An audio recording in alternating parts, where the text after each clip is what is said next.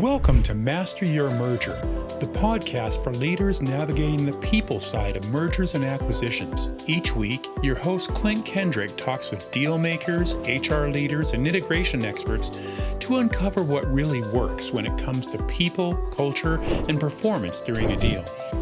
From retaining top talent to aligning leadership, you'll hear real stories and actionable insights from the people doing the work, all designed to help you make your merger work.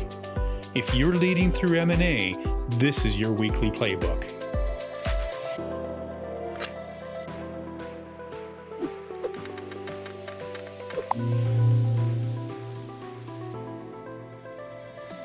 Welcome to the Master Your Merger podcast. Today's guest is someone who really gets it when it comes to the human side of M&A.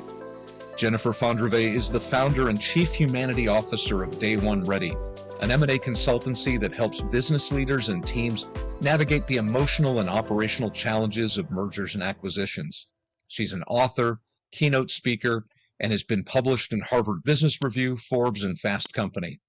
If you've been around the M&A space, you've probably come across her insights before. What I love about Jennifer's work is that she doesn't just talk about culture in M&A, she digs into the real emotional experience of it.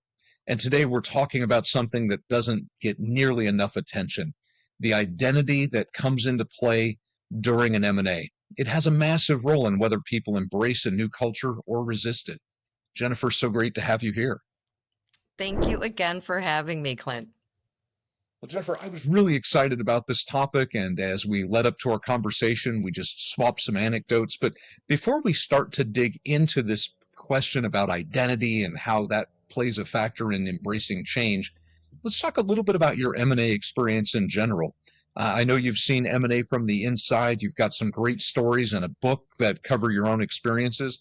But tell us a little bit about that background and the moment when you said, hey, I really need to do something about the way this works. It's funny that you asked this. I've been trying to think, like, what's a nice girl like you doing in the world of M&A? But because I've been asked that before. I don't have a background in mergers and acquisitions, meaning I didn't have a specialty in finance or accounting in college. I came at it in a very wayward way. I went through 3 separate multi-billion-dollar acquisitions. But I'd have to say, Klint, it was really the first M&A experience. I was a head of B2B marketing at Navtech, a digital mapping company. Maps are ubiquitous now. You probably use it on your phone all the time and can't imagine being able to get from point A to point B without it. But they weren't at the time. And we were acquired by Nokia. And it was an eye-opening experience. I had envisioned a certain role for myself at Navtech. I had done well at the company, had been promoted to VP. I had a boss I loved, a team that was thriving. And yet, after the acquisition, things just started to play out differently, I think is the best way that I can put it. That wasn't the future that I had envisioned. And I started to see a couple of things. People on my team who I knew were valuable, not feeling valued. They couldn't figure out what their role was going to be in the future company. As much as I would cheerlead and say, hey, no, there's absolutely opportunity. Here's how you need to pivot and think about it. And I say that as someone who hadn't necessarily figured it out myself. I was just also trying to figure out where to add value. I'd been a B2B head of marketing. Nokia was B2C. And so I was constantly re-explaining, here's how B2B marketing works. And so I give you all of that background because I would say that was really the first hint that there was something more that needed to be done as it related to explaining to companies when they come together. Yes, there's the culture piece, but there's the emotional piece, that need to feel valued, to feel as though you're contributing something of value. And when the metrics for success change, which they inevitably do in a merger and acquisition, you can struggle to figure out how to add value if you don't have a boss or a leader who's helping you identify that. And I'd have to say it was after that experience that I won't bore you with the details of the 2 more acquisition experiences I went through, but it was really by the third one, I had enough of my senior leaders saying, you should really write a book about this. You seem to have a good understanding as a leader of how to lead people through this. Because a lot of them kept coming to me for advice. I had helped my team get back on track. And in that moment, that's when I had the idea to write a book, which, you graciously have promoted as well as a fellow author. Klint, you know what it takes to get a book out there. And so really, I'd have to say that first experience, then the process of writing a book, because originally my plan was just to write a survivor's handbook, right? I wanted people to understand, hey, this is emotional, but you're not alone. These are patterns that happen with every merger and acquisition. And I proved that out by interviewing a number of CEOs. Over 60 plus executives contributed to the book. And it was really through those conversations that I realized, oh, it wasn't just me that had these experiences and reactions to, what I saw happening as the companies were coming together during integration. So those two things, my own experience, then confirmation while doing research for the book that there was something more that I needed to do, and there was an opportunity to do it. There was a need for it. There was a gap in how mergers and acquisitions were pursued, I think is the best way that I can put it. Yeah, and it is a fantastic book. In fact, I've got it right here on my bookshelf. So for folks that are looking, Thank you. Absolutely happy to do it. It's handy reference for me. So, well, I appreciate that because it's not your typical M&A book. There's not. I don't think. At least I haven't found an M&A book that's got a Spotify playlist and cartoon characters in it. Well, that's part of what makes it so awesome. So, Jennifer, you talked a bit about the emotional side of M&A, and I think there's a dynamic where a lot of leaders think employees resist M&A simply because people are afraid of change. But I think it really goes deeper than a fear of change. What is it that leaders don't understand about how people actually experience these transitions? Well, and it's fascinating to me when I was going through this myself. I can't tell you how thankful I was when I interviewed a CEO about the experience, the emotions that people can go through. And he said, you know what? I had the same thing. I'd gone through an acquisition and I was talking to my mom about it. So this is a CEO who's talking to his mom, and he said, I just can't understand. People are getting so emotional about the changes that we're going through as a company. And she happened to be a grief counselor. And she said, oh, well, they're mourning the future that won't be. And when he said that to me, and I said, oh my God, that's it exactly, right? You envision a certain role for yourself, particularly if you've been successful at the company. You look forward to the role that you will play. And when two companies come together during a merger or an acquisition, that future, in my case, I felt like it was just dissolving. It felt like quicksand. But the reality is that it's just, even if that future wasn't going to be in your mind, that was the future you had envisioned for yourself. And so you mourn the loss of that future, even if it wasn't concrete. And to me, that was such a powerful conversation. And the CEO told me, he said that made such a huge difference for him. It gave him more empathy for what his people were going through, because he'd been a hard charging CEO in the past and he couldn't understand, like, why are people getting so worked up about this? This is good. This is great. This will be super. And by having that conversation with his mother, he recognized they're grieving. And that's when I found Elizabeth Kubler-Ross's work, the stages of grief. And I redefine them in terms of what are those stages of transition look like in the context of a merger and acquisition.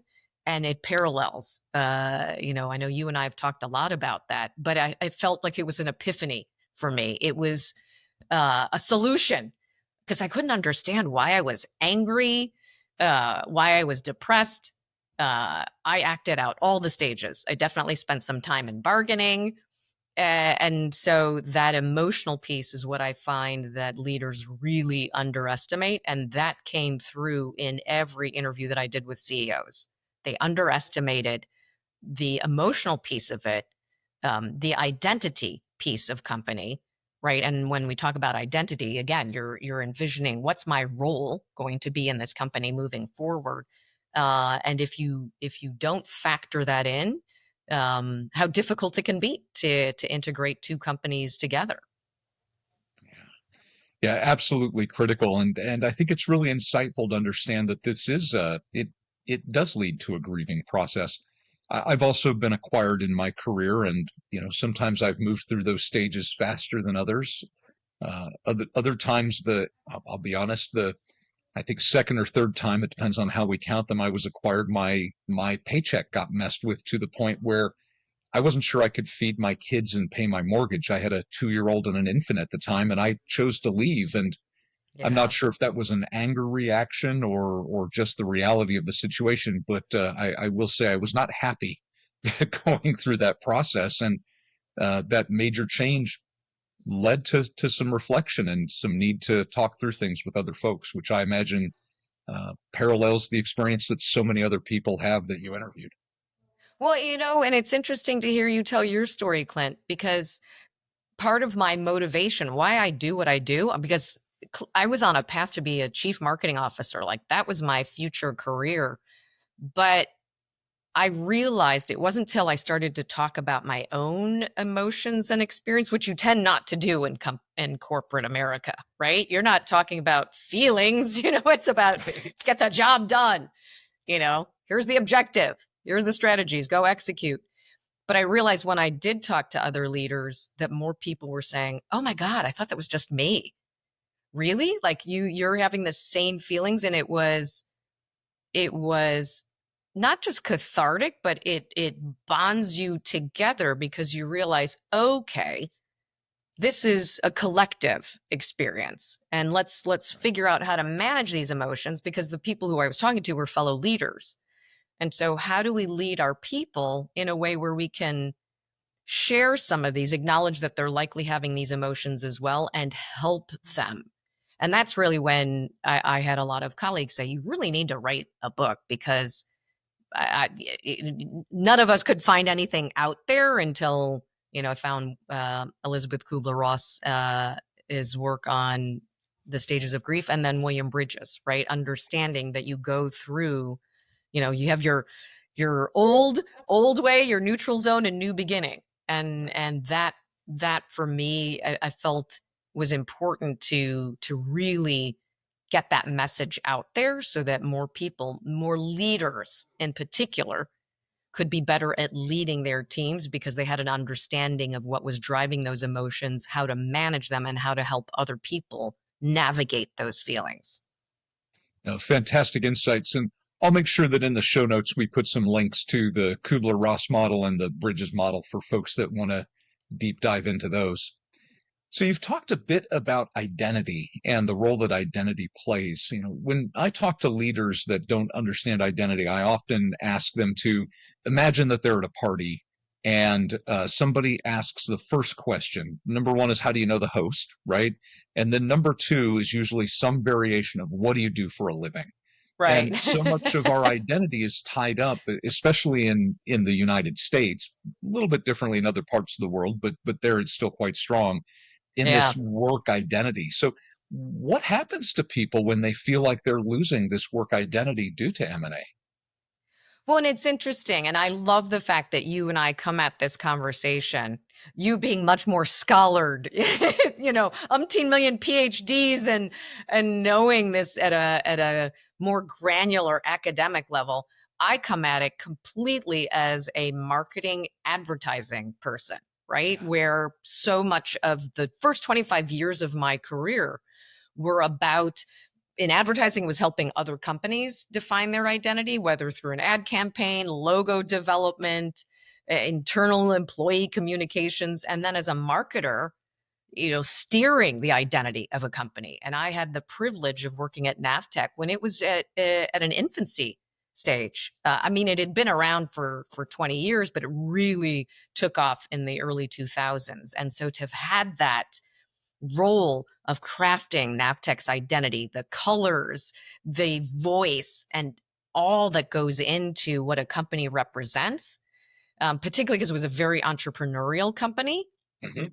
And then you see the identity taking dings, right? And again, this is exclusive to my experience, but it's what drove the experience, and I know can also happen to other companies, particularly when they're entrepreneurial and they're acquired by a larger company. Your identity starts to get sidelined because this is how you feel about it. Your identity is sidelined because now suddenly you're trying to integrate into this larger company, figure out their ways, and it can be jarring. Particularly if suddenly you realize, oh, we're going to have to change the emails because we're going to change the name of the company. Either it's going to be a new name or you're absorbed into it. There's so much discussion. I'm sure you've had those conversations, right? Are we powered by? Is it, a small subtitle to the bigger company name, to have the company that's acquired us be part of that logo look? I mean, there's so much discussion that goes into that. And I found repeatedly, particularly when I was interviewing executives for my book, one of the things they would consistently say was, I underestimated not only the emotions, but the identity piece of it. And they even said to me, Jennifer, I know you were a marketer, so I'm probably insulting you, but I thought it was just a logo. It's just a name. Like why people would get so worked up about a change in their email. And I would always say to them, well, think about it. The employees who have been most successful at your company, they probably bleed the colors of the company. Right. They're proud of the company. They've been amazing at sales, at marketing, at product development because they believe in the company and they believe in the mission. And now suddenly you're telling them, okay, new mission. We may keep some of this, but not all of it. We're still kind of figuring that out. And they have invested their energy and their commitment into that identity. And now it's changing, but they don't know what it's changing into. And when I had those conversations, I would say repeatedly, CEOs were like, I know. And I wish I had known that. I wish I had been clearer about the role that identity plays. Again, going back to the CEO whose mom was a grief counselor, he said it wasn't until that conversation with his mom that he thought, holy cow, this is a whole part of business that I wasn't even attuned to. And as you know, Klint, those pieces of identity, the emotions that come with them really percolate to the top when you're going through a merger or an acquisition. Right. It's funny. As you were talking, I remember probably one of the strangest deal announcement meetings I'd ever been to. I was working for a publicly traded company, so we did a pre-market announcement. So all of the employees knew that the acquisition had happened because of they found out from a press release, which is probably the worst way to find out about this. Yep. So they knew about it. Everybody came in wearing one of their logo polos. And so they were really trying to hang on to that identity of the seller. And then there were, I want to say about a third of the people, it's probably a little less, maybe a quarter of the people were wearing black armbands as an expression of their grief over the loss of this corporate identity. And it didn't make a lot of sense to me at the time, but as I've reflected in the years since that happened, and we have these kinds of conversations, it's really people beginning that grieving process for that old identity going away. Well, and it's fascinating to me, and this is a topic I feel like you and I could talk about for hours. But to me, the identity plays out in three ways. You have community, because you spent 75. I think the statistic is 95% for some people, but 75% at least of your life, right, is at work, even remote work, right? But it's still focused around work. So you have the community identity that comes with the company. Right. But then you have your team identity and the role that plays in your life. I can say just from my experience at Navtech, I was part of the marketing team. So we had our own identity within Navtech, and the engineers had theirs, and the map developers and the product team. it was all still the NAVTech mission of creating digital maps, but we had our own identity. And then you have self, my identity as it relates to my boss, my colleagues, the CEO. So there are layers of identity that all start to come into question when now the metrics for success are changing. You don't know what they're changing into. You're not even confident you influence those metrics because oftentimes, as you know, it's a strategy that's been defined in a room separate from the people who actually do the work. Right. And so suddenly you might get this strategy that you go, who thought this was going to work? And so it's an identity where you're trying to let go of the old identity, but at the same time you're thinking, well, how do we make this work? This hasn't been tested. We don't know. And so there's layers of complexity in that role that you and I don't have time for. But I just think it's important there's the layers of it. It's not just, the organization, it's me, my team, and myself, and how I relate to everyone around me. And I'm still trying to figure out, the new team, these new people, what's their identity? And so that's why I'm thrilled that you highlighted that, my work isn't just about culture. There's that cultural identity, but there's also just personal identity as it relates to the role that you play within the company and your team. That's fantastic points. What are some of the biggest mistakes you see companies make when they're trying to help people through that identity transition journey, whether it's cultural identity or individual identity or team identity? Well, and this one's a hard one because I find, understandably, particularly you've seen this as well, the deal team has been working on this for a while. So once the deal is announced, there's a sense of urgency, right? We've got to get through this. We've got to start being productive. We got to work against the objectives. But to me, that would be the same as telling someone, again, using our grief reference, it would be the same as saying, okay, get the grieving over with. Come on, Right. we've got things to do, right? I know this person meant a lot to you, but come on, really, how important were they? Right. So if you think of it in that context, you would never say that to someone. Everyone grieves at their own rate. Right. Now, some people, and you even hinted at it, I would say the same for me. Once I'd gone through more than one acquisition, I knew the drill. I knew how it played out. So I could get to acceptance faster because I understood what was happening. But that first one was really difficult. And I zigzagged back and forth. I will have to say, I thought I'd gotten to acceptance and then something happened. There was an announcement and I was right back at anger. Yeah. And so to me, one of the mistakes is assuming everyone will get up to speed and be able to execute and contribute quickly. You have to recognize that everyone gets to acceptance at different rates and you can't judge people. Now, this doesn't mean you coddle. I talk about that in my book. The former rock star is one of the personas that I talk about, right? And typically that is the person who was a rock star in the original company, but when the metrics for success change, they struggle. It goes back to the Marshall Goldsmith. What got you here won't catch you there.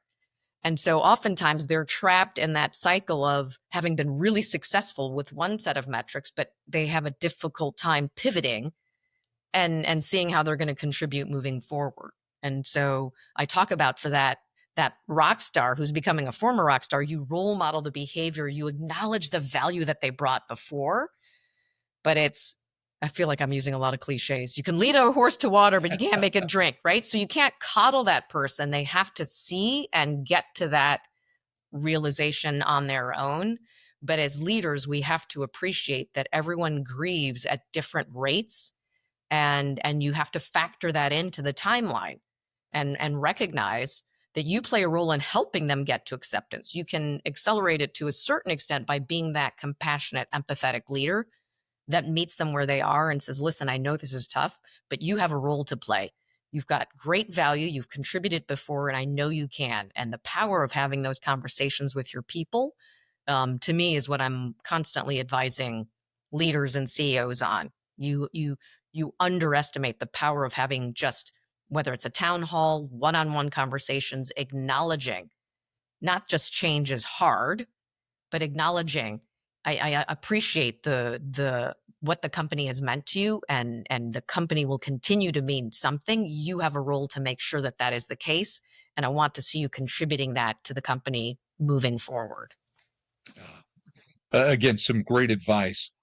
So, Jennifer, you've talked a little bit about how companies can really nail this. So you just pointed to leaving room for people to have their individual experience. You've pointed to really empowering and equipping their manager, so that middle manager layer, to help Yeah. guide and ease through the transition. What else have you seen from companies that have really helped employees let go of the old identity and embrace the new one? What else do they do differently to be successful?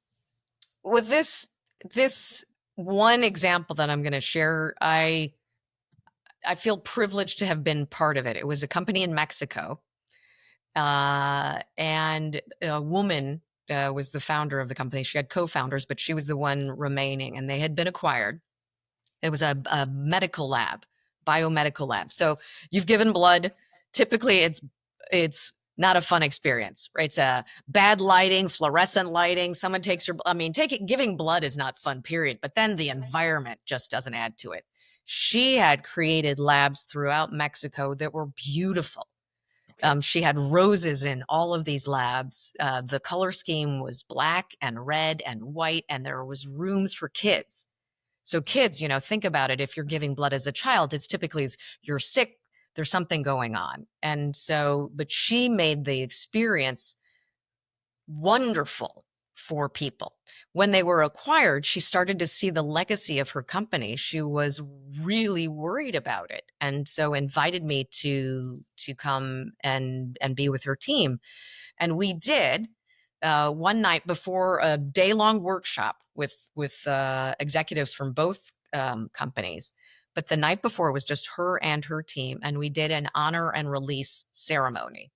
So I mentioned before, she had roses throughout the labs. So she was known as the roses lady. More than that, but I just think of her as roses. So we had 24 roses at this dinner, and each person took a rose. And I had said to them, with the rose, tell a story, something that you were proud of that the company did, an experience that you had. Tell that story, and then put the rose in the pile. And what was fascinating to me is every person told a story about the impact that she had had, the role that they had played in the company, and how proud they were of that, and how they wanted to continue that legacy moving forward. And it was, I had only been with this company about a month, in terms of prep, but being in this ceremony, it was like nothing I'd ever experienced. And the woman who headed up the company said to me that evening, and she said, "You have given me a gift. This is more than I ever could have asked for. I feel so proud of my team. I feel that we are now prepared to move forward. We've honored the past and we have released it." And I think that for me, it's again, I feel like we're talking funerals and grief a lot, but think about what a funeral does. The person is gone, but it is an acknowledgement of the role that person played. And so having some type of ceremony, something for the employees that acknowledges the role that they played and how proud they are of that company, but allows them to then move forward knowing that they will continue what the company had done and they will evolve it to the next level. And it's just, you can't underestimate the power of a ceremony like that. Yeah, that's really, really powerful. In some of my other interests outside of M&A, which I do have for people who doubt that. Yes, I know. But, when we look at human behavior, the importance of those rituals and transitions, I think it's something that when we look at just it's in our DNA. We want to acknowledge when things have changed, when we're moving from one place to another. And I think it's really beautiful that you were able to incorporate that in such an appropriate way to that particular acquisition. And I do think, yes, we're talking about grief, right? We normally grieve when somebody passes, and we do need those rituals, but we have to have those, right? We have to have that acknowledgement of passing. And I think one of the mistakes that we make in M&A is we'll do this closing celebration. We almost always call it a celebration at close. And what I Oh, often say is that we sometimes treat those as if we're really a conquering army rather than a group celebrating. We're coming in and planting the new yes. flag without acknowledging that, there was a thriving, growing company here. Otherwise, we probably wouldn't have wanted to buy it, right? And Right. so, what's their contribution and what's their legacy? So, I think that's a really great way to honor and appreciate that. And you bring up a really good point. Each of these are transitions. You acknowledge transition from college, you graduate. From high school, you graduate. There's a ceremony about that. You get married. There's a ceremony. There's a ritual. Right. And in a merger and acquisition, you're right. Ringing the bell, or just the deal announcement. There can be the big celebration around that, but it's a different transition for people in different ways who haven't been part of the deal discussion, who suddenly feel like, oh my gosh, what's happening? What are we going to do? What are we changing into? And so I think both you and I, focus on this because there's a piece of it that's missing that's critical to people's ability to contribute moving forward. And I think there's so many employees who I have seen over the work that I've done who have great things to contribute, but because there isn't this understanding of the transition, as you and I have talked about, you can lose some great talent because now they don't know the role they're going to play, and they Right. aren't clear on what's happening and where's this going and why are we doing this. And Yeah. so because of my background, I obsess about the words as well. How you communicate the vision, how you communicate the role that both companies are playing, because they both needed each other. Right. Even if it's an acquisition, you needed this company for a reason. Right. And so by how you talk about it, how you acknowledge it, the words that you use are really powerful. It's the same as, again, we'll go back to our funeral as a reference, right? How you share and console someone, how you talk. You want to be mindful about how you talk to someone who's going through that transition. And that's the same thing. When there are transitions, communication, the words you use are really powerful and important. Yeah, that's a great point.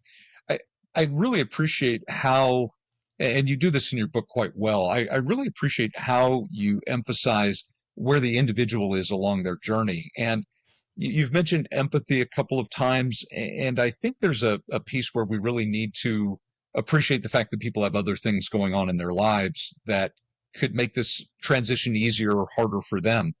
I recall several Mm. years ago hosting some office hours, and a young woman came in and just burst into tears over a title change, which, by the way, piece of Yes, identity. What's my title? But absolutely. as I sat there and talked with her, it turned out, the title change was just the straw that broke the camel's back. She had just broken up with her long-term boyfriend. Her mother was going into hospice care. I Yep. mean, just life had dumped all of this garbage on her at the same time. And candidly, the best I could do with her, with with my role in the transition, was kind of walk her through our piece. But I also recommended that she contact her employee assistance program and maybe talk to a trained professional for a little bit, just because there was so much coming at her at once. Yeah, it's interesting. I love the fact that you brought that up, and I think it plays out in it being just what baggage people have. Baggage may not be the right word, but just what's happening in people's lives that you can't, particularly pre-COVID, you didn't always know about what was happening in someone's life. Then suddenly, how you saw it on the screen, you saw the dog, their kids running through. Like, thankfully, and I feel like we're losing some of it, but we started to acknowledge and see everyone brings themselves to work, even if they aren't always showing all of it at work. There's a lot that's going on in their life that you might not appreciate. And I remember a woman who actually I did a lecture around my book, and she came up to me afterwards and she said, it's interesting. I was an M&A analyst. I worked at a big consultancy. People were just numbers, right? We were just always looking at the research and analyzing that. And she said, until one day I realized that a company that I was analyzing was going to be absorbing the company of a friend of mine. Her father was at that company. Wow. And I could see the strain and the stress that was having on him. He didn't know that I was working on the data and the numbers. And she said, it wasn't until I realized these numbers are people. In fact, I knew one of the people and I saw how stressed he was and everything that was happening. And she said, I couldn't do it after that. I had to switch careers. I moved into something different. And she said, I was really proud of my job and I was good at it. But the human piece of it, it helps you be better. And she said, I just wish I'd had a chance to then work on the back end of it. And that's why she still remained in playing within the M&A space, but wanted to work more towards the back end, the integration and helping individuals be more successful. So it's funny, we can in work forget that part. And it makes it, we're focused on productivity and efficiency. The reason why my book is illustrated is I wanted to just remind us we're human beings and we all react differently to change and uncertainty. You might see a different side of people because we're human beings. It's human nature.